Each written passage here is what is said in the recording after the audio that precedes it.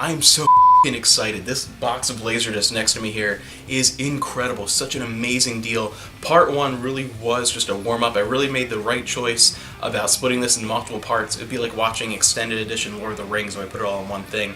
And it would take about 2 days to upload with my terrible internet connection, not exaggerating. So thankfully, that's why this is being put into parts. I didn't want it to be crazy long. Part of why this is so amazing, why I'm so excited, it's chock full of some of my favorite stuff and a bunch of surprises, and part of how I got the deal. This box in particular, both of them, but this one in particular, I got actually through someone in Japan who sent it to me rather than me buying it directly, that type of thing. And this was interesting because this one I actually didn't know exactly what I was getting. I only knew what 4 discs were, the top 4 basically. I knew these are exactly what's in the box. The rest was a bit of a mystery. And he was like, he gave it to me for a good deal then, because he's like, I can't tell you exactly what's in it or the condition. I just know that these 4 movies are in it, and I think there's around 16 LaserDiscs in it. Alright, it's already a good deal for those 4 that I know are in it, and the rest is just bonus, so that would be cool. And then it came, and this box was huge and weighed well over 20 pounds. And with nice padding, it was packed like perfectly, but it still seemed like a little bit much for 16 LaserDiscs here. And it ended up being, it was 29 discs. He was a little off. So I got a ridiculous deal, and about half of them are more movies by the same actor who I got this because of the 4 that I knew were actually in there.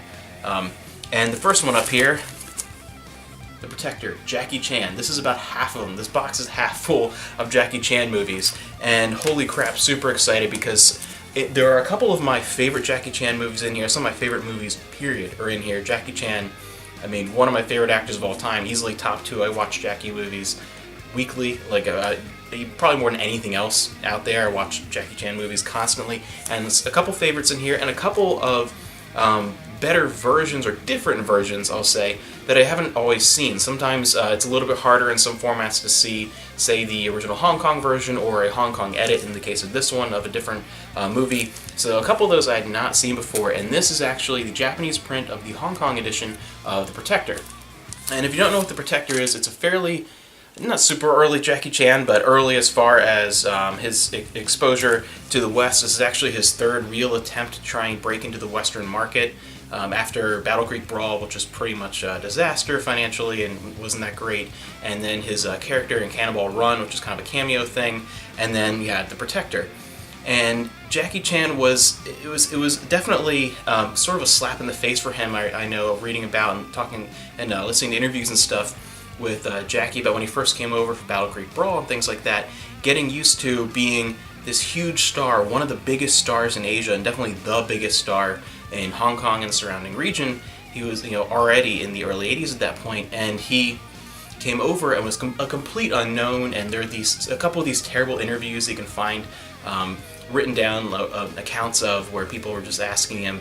Basically, they couldn't tell the difference of like a karate and kung fu, then they were basically confusing him with Japanese, and it was this horrible thing, and he was a complete unknown, and he couldn't break into the market because he ran into the same wall with a movie like this that he was originally hitting in Hong Kong, where after the death of Bruce Lee, everyone was kind of rushing in to fill that void, and his first couple movies where he moved from being a stuntman to the main character, a lot of those, some of them weren't that great, and a lot of the other ones that were kind of okay were just him being forced into roles where he was just trying to be Bruce Lee, and that's not, personality-wise, that's not Jackie.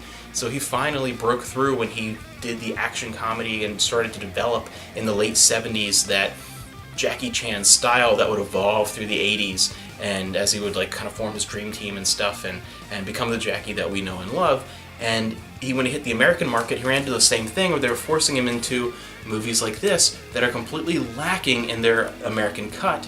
The Jackie Chan sense and style, like this one, The Protector, feels very much like a generic buddy cop movie with a little bit of Hong Kong style and action thrown in. And I was so happy with this version because, again, it's not a great movie, but it's one of the first ones I ever saw, so it has a little bit of a nostalgic feel. And it's not a terrible movie, The Protector. It got very bad reviews, but a lot of that, and I agree with those reviews, a lot of that is more because of it's a Jackie Chan movie that doesn't live up to the Jackie Chan style and name, even of the time, rather than it just being an outright awful movie, because the original American cut is just, it's an okay buddy cop movie with some cool scenes and some cool stunts in it, but nothing that great, really. It's just kind of okay. This version is Jackie really took control of a lot of this version and the re-edits and some reshoots and additional scenes. And there are a couple short scenes missing from the American version, but it's mostly additional stuff and a partial redub. What happened was Jackie and the original director of this got along so poorly that Jackie Chan actually walked off set at once and only finished the movie because of contractual obligations. He actually wanted to abandon the movie. He was so upset by it. And a lot of it was because of the actual fight scenes and stuff. He hated how they were being directed, and he actually offered, and from what it sounds like, offered to do the extra work of choreographing and helping to direct the actual fight scenes for no extra pay. Is what it seems to be. The story that I've gathered is that he just wanted things to be done right, and like, just let me do it this way, the way I do it, for my movies in Hong Kong. And it just wasn't happening. They were butting heads, and you can really see in the difference. That's the major difference in these versions.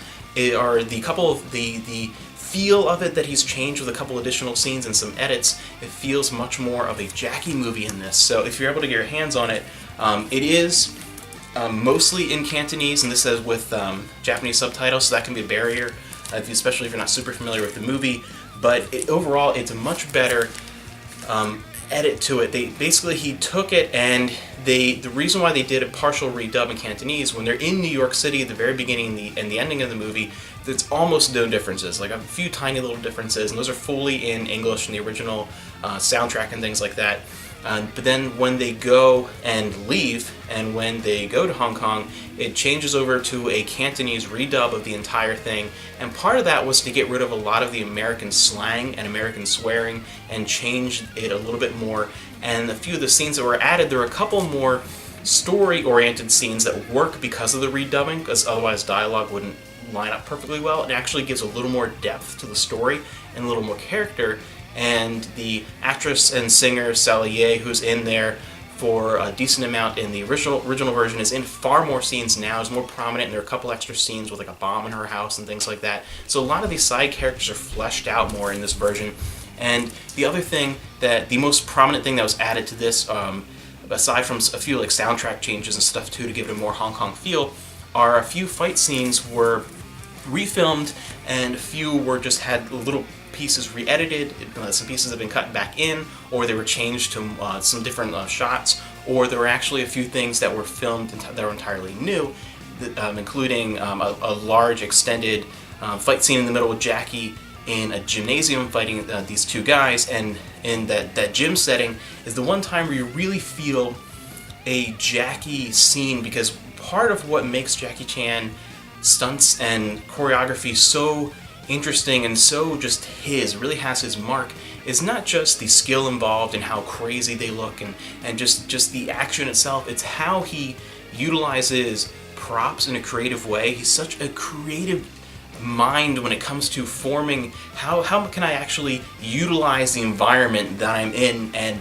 objects within that environment to create an interesting fight scene, not just a knockout brawl like the best fighter versus the best fighter. How can I actually make this entertaining and creative and use everything around me? And you see that more in these edits, and it does improve the movie a lot. Some other changes too, where some things are just nonsensical, like there's a couple sections of nudity with women working within the drug smuggling factory in the American version. Those were reshot with them wearing lab coats, because there's no actual logical reason why they'd be naked, and because all the men in the scenes have clothing on. But in the Hong Kong version, this reprint, this one here, the nudity is taken out, along with, again, all the American slang and swearing, and those are refilmed with them wearing lab coats and that kind of stuff. So that gives you an idea of the edits to that one. And again, it's one of those things where I like the movie, even though it's not that great, and I'm so happy to have this, to be able to see a different version, and one that was very influenced by Jackie and feels more Jackie, and a better version of an okay movie. It's still not that fantastic. It's towards the bottom as far as like how great like Jackie Chan movies are. It's definitely like one of the lower quality ones. But overall, it's still just kind of a fun, buddy cop movie, and this edit feels so much more Jackie. But moving on here, I actually had no clue what it was, and I pulled it out and like, what the heck is this? I actually don't know what this is. It's not on my LaserDisc list as far as like my wish list. But Grand March movie production, Jackie Chan in The Invincible Fighter, Dragon History Zero, The Legend of Jackie Chan the Legend. That is the full thing on here. I'm like, alright, what the hell is this? It's a documentary but a weird documentary. It's not what I thought it was going to be going in, because when you think documentary, you think it's going to be largely about Jackie Chan himself, the person, sort of like the story of him growing up, who is the man behind the characters and the action, and then you think it's going to be a lot about, well, how has he grown as an actor and as a director and as a martial arts star, and how have his movies affected cinema and like all that type of stuff, and you think that's going to be the focus. Well, this is actually, you could almost say that this is the cliff notes for the late 70s Jackie Chan movies. And what I mean by that is all those topics I was talking about before that you think would be the focus of the documentary are almost not touched upon at all in this. Very briefly, little tidbits get thrown in kind of, but it's not at the focus at all of this. And I will say it is fully in Japanese. It's actually a Japanese documentary. It's fully in Japanese narrator. And then it's just a bunch of clips, particularly fight scenes from Jackie's movies in the late 70s. Things like Fearless Hyena, anything from Shaolin Wooden Men, anything from that time period, anything from like Spiritual Kung Fu, Half a Loaf of Kung Fu, like late 70s Jackie before the real Jackie explosion, with starting in the early 80s. But some of the real good stuff that really put the Jackie name out there and his style with the action comedy and being part of what made him super popular and works really well. And what this showcases really well within those late 70s movies, those very early Jackie Chan, is his take that was so different from everyone else, where he wasn't the invincible hero. He wanted people to see him suffer. He wanted people to see him get beat up.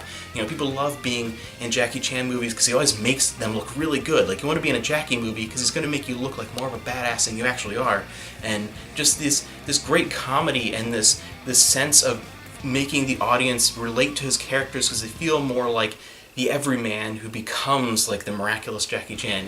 There's more of that connection, and it's more of like a humble feel, and it's super comedic, and they're so of the time. It's so slapsticky, like it's very much very physical humor, and very Hong Kong humor. And it's interesting because it really is just footage from a lot of those with commentary about these scenes, and it's more of almost like a comedic commentary, like, oh my gosh, there's Jackie, oh, he caught the soup, oh, he did that, look at him jump up there. Like, that's kind of like the narration. It's very odd. It doesn't really add a whole lot. Occasionally get little things in here, but it's more of just a collection, an hour and a half of scenes, more specifically usually more fight scenes from late 70s Jackie Chan movies with a little bit of narration. And it's just kind of entertaining and really cool, and not at all what I expected, and it's a really interesting addition. So that's really awesome there. This next one is very special because this is, out of the group here, this is the other one aside from The Protector that I'd never seen this version of, and this one holds a special place in my heart. The movie itself, Red Bronx. This is the uncut version of Rumble in the Bronx, which is 17 minutes longer than the cut we're more familiar with over here in the United States. And I love this movie. I'm so happy I have this. Along with I have multiple copies of Rumble in the Bronx, but having Red Bronx now and eventually get a Hong Kong version. This is the Japanese printing. These are all Japanese printings. All the Jackie Chan, almost all. There's one that's a little different, but the rest are pretty much in their original Cantonese soundtrack and vocals with Japanese subtitles. So it's really cool to see that.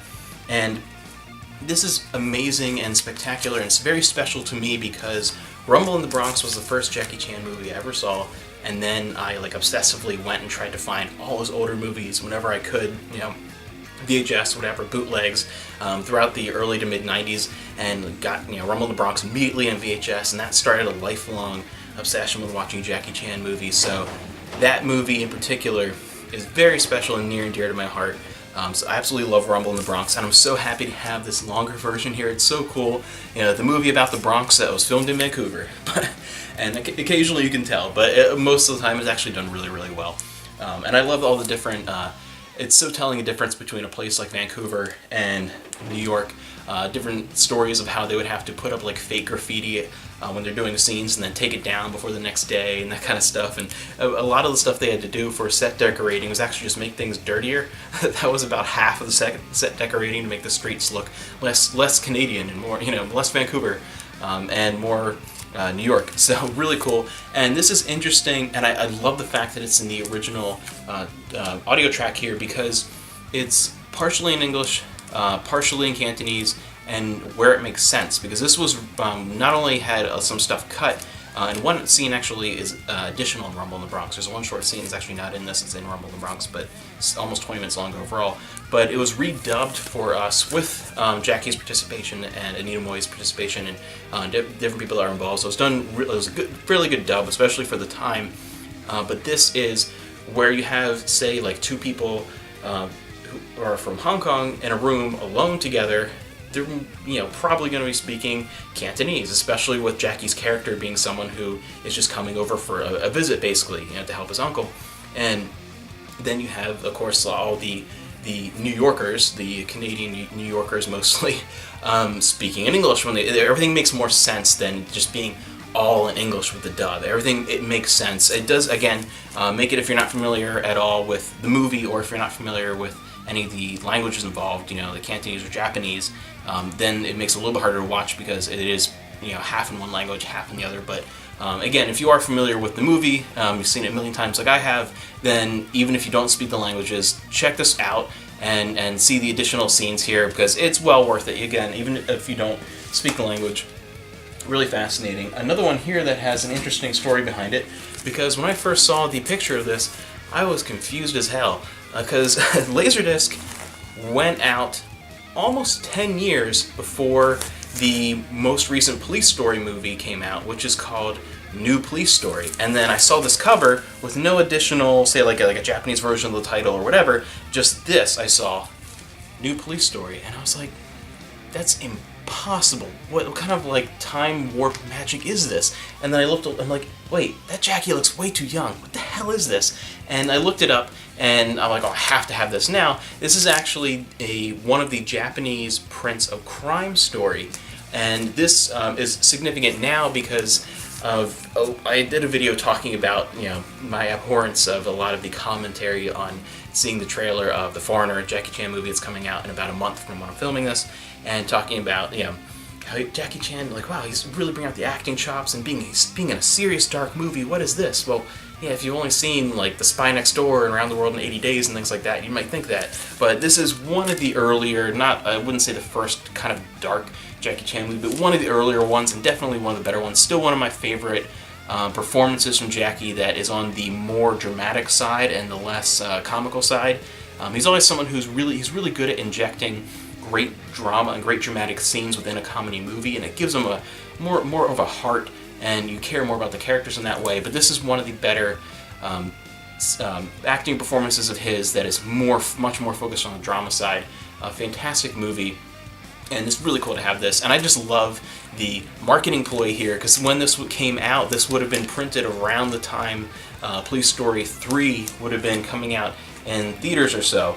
So yeah, it was definitely trying to get people on the hype train of Police Story, the series, to buy this by calling it New Police Story instead of Crime Story or some variation of that, because sometimes this title changes in different regions. But I just thought that was interesting, and it confused the hell out of me. But another great movie. And speaking of Police Story, the last couple ones here for today, because I actually have so much Jackie that the next part is also going to be Jackie, and then the final pickups video, the part at the end, is going to be an entire stack of music discs from Japan, live concerts, music videos, and the person who had this lot here, the former owner, definitely had an obsession with a particular artist, you'll see. So a lot of great stuff, but the rest of this and the next part will also be more Jackie, because there's so much Jackie, and I'm trying to cut myself short here, believe it or not, in talking about these Jackie Chan movies. I could talk about just like one of them for half an hour, but I'm trying to limit myself, trying to pay attention to how much time is passing, looking at the clock, not ramble on here.